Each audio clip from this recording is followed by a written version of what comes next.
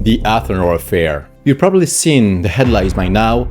Freemasons allegedly using their lodge as a criminal network to order hits on people who got in the way of their business interests. And of course, the media loves that kind of story. Freemasons, secrecy, murder plots, and shady dealing. It is the perfect recipe for sensational headlines, especially for a public that still imagines Freemasonry as some kind of dark and corrupt influence network. But let's slow down for a second. Let's look at what this case actually is. This is not the story of Freemasonry. It is the story of two men, Daniel, a retired officer from French intelligence, and Frédéric, a businessman in the private security industry. Before they arrived, Athanor was by all accounts a perfectly ordinary lodge. It worked in the Scottish Rite, like I do with my sash. It stood for the usual Masonic values, and symbolically, the word Athanor refers to the alchemist's furnace, a vessel of inner transformation. According to the accusations, Daniel and Frédéric met in that lodge and then built a clandestine criminal operation together. There were reportedly several targets: an amateur pilot, a union representative, a local elected official, a gay couple, and a business coach who was attacked because she was causing problems for a competitor. And that competitor, Jean-Luc,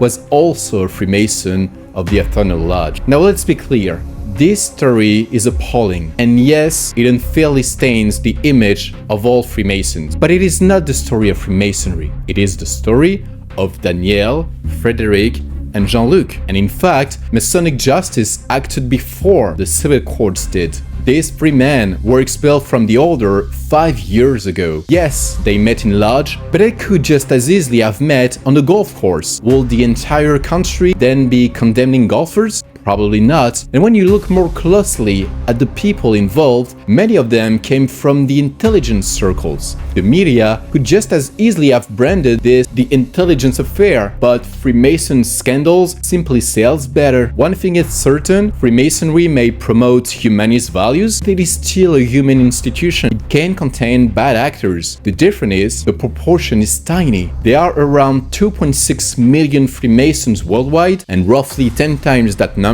cumulatively over the past 2 centuries. And across that immense total, only 3 major criminal scandals are consistently brought up: the Athanor Affair in France, the P2 Lodge in Italy, and the Morgan Affair in the United States 200 years ago. So let's not confuse the exception with the rule. Let's not confuse free criminals with the thousands of decent, serious, and often remarkable Freemasons who make up the overwhelming majority. I'm the Freemason, and I have spoken.